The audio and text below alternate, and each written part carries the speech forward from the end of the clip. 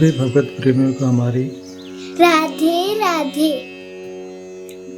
मानव जीवन का सर्वोत्कृष्ट फल सत्संग श्री भक्तमाल कथा के माध्यम से हमें मिलने जा रहा है।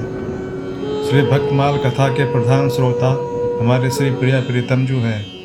उनके श्री चरणों में प्रणाम करते हुए आइए आज के भक्त चरित्र का श्रवण करें।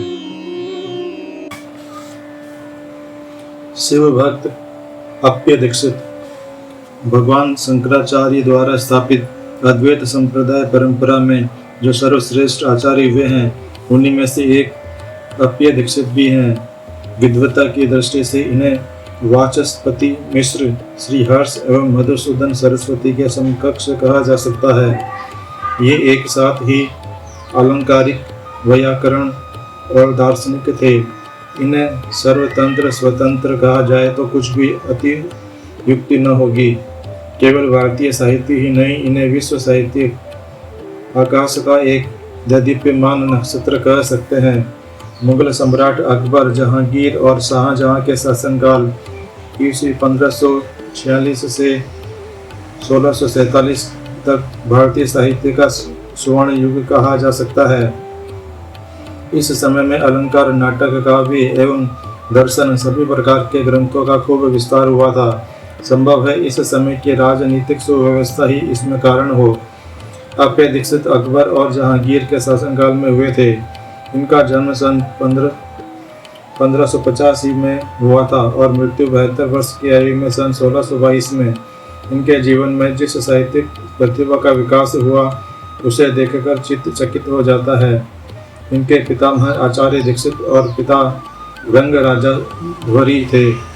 ऐसे प्रकांड पंडितों के वंशधर होने के कारण इनमें अद्भुत प्रतिभा का विकास होना स्वाभाविक ही था। ये दो भाई थे। इनके छोटे भाई का नाम अय्यान दीक्षित था। अप्य दीक्षित ने अपने पिता से ही विद्या प्राप्त की थी। पिता और पितामह के संस्कार अनुसार इन्हें भी अद्वैत मत की ही शिक्षा मिली थी। तथापि ये परम शिव भक्त थे। इनका हृदय भगवान शंकर के प्रेम से भरा हुआ था। अतः शैव सिद्धांत की स्थापना के लिए ये ग्रंथ रचना करने लगे।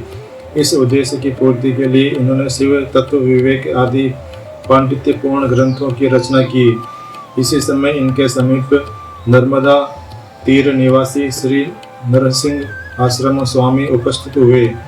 उन्होंने इन्हें सचेत करते हुए अपने पिता के सिद्धांत का अनुसरण करने के लिए प्रोत्साहित किया।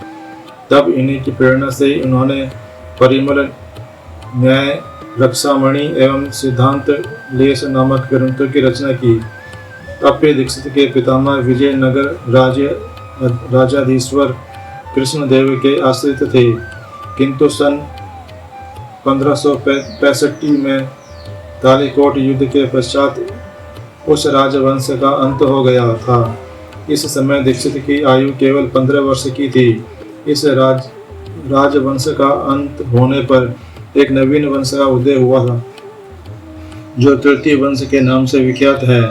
इस वंश के मूल पुरुष रामराज, तिरुमलई और वेंकटादि अपने पूर्ववर्ती राजवंश के अंतिम दो नृपति अच्युतराज और सदाशिव के समय ही बहुत शक्तिमान हो गए थे। इनमें से रामराज और तिरुमलई के साथ महाराज कृष्ण की कन्या वेंगला और तिरुमल्लाम्मा का विवाह हुआ था। अच्युत का राज्यकाल ईस्वी सन 1530 से 1542 तक है तथा सदाशिव का 1542 से 1567 तक तालीकोट के युद्ध में रामराज और वेंकट आदि का देहांत हो गया था। अतः अब तीनों भाइयों में केवल तिरुमलई ही जीवित थे। उसने 1567 ईस्वी तक सदाशिव को नाम मात्र का सम्राट स्वीकार करते हुए राज्य का प्रबंध किया और अंत में उसकी हत्या कर स्वयं राजा बन गया। तिरुमलई के 4 पुत्र थे। सन 1574 में इसकी मृत्यु होने पर इसका दूसरा पुत्र चित्रतिम या द्वितीय रंग सिंहासन आरूढ़ हुआ और उसके पश्चात सन 1584 में सबसे छोटा पुत्र वेंकट या वेंकटपति राज्य का अधिपति हुआ। अप्य दीक्षित इन तीनों नृपतियों के सभा पंडित थे। उन्होंने अपने विभिन्न ग्रंथों में इन राजाओं का नाम निर्दिष्ट किया है। इससे सिद्ध होता है कि अप्पे दीक्षित का विजयनगर राज्य में बहुत सम्मान था। सिद्धांत कौमुदी में भट्टोजी दीक्षित ने अपने गुरु रूप से उनका वर्णन किया है। कुछ काल तक इन दोनों विद्वानों ने काशी में निवास किया था।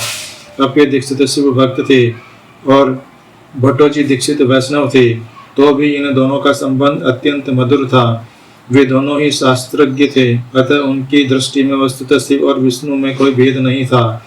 कुछ काल काशी में रहकर दीक्षित दक्षिण में लौट आए। हाँ, अपना मृत्युकाल समीप जानकर उन्होंने चिदम्बरम जाने की इच्छा की। उस समय उनके हृदय में जो भाव जागृत हुए उनको उन्होंने इस प्रकार व्यक्त किया।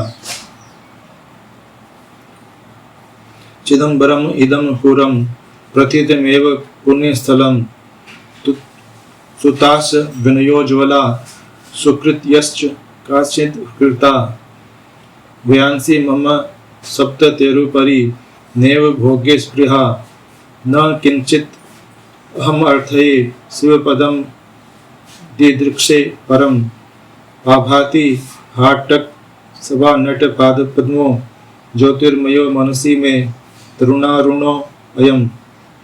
इस प्रकार दूसरा श्लोक समाप्त नहीं हो पाया था कि उन्होंने श्री महादेव जी के दर्शन करते करते अपने जीवन लीला समाप्त कर दी। यह उनकी जीवन व्यापनी साधना का ही फल था। मृत्यु के समय उनके 11 पुत्र और छोटे भाई के पौत्र नीलकंठ दीक्षित पास ही थे। उस समय उन्होंने सबसे अधिक प्रेम नीलकंठ पर ही प्रकट किया। उनका जो श्लोक अधूरा रह गया था उसकी उनके पुत्रों ने इस प्रकार पूर्ति की। नूनम जरा मरण घोर पिशाच कीर्णा संसार मोहरजनी विरतिम प्रयता। आज के हमारे भक्त चरित्र का वर्णन इतना ही। कल हम एक नए भक्त चरित्र के साथ श्री प्रिया प्रीतम जी के समक्ष प्रस्तुत होंगे। आपको हमारी राधे राधे।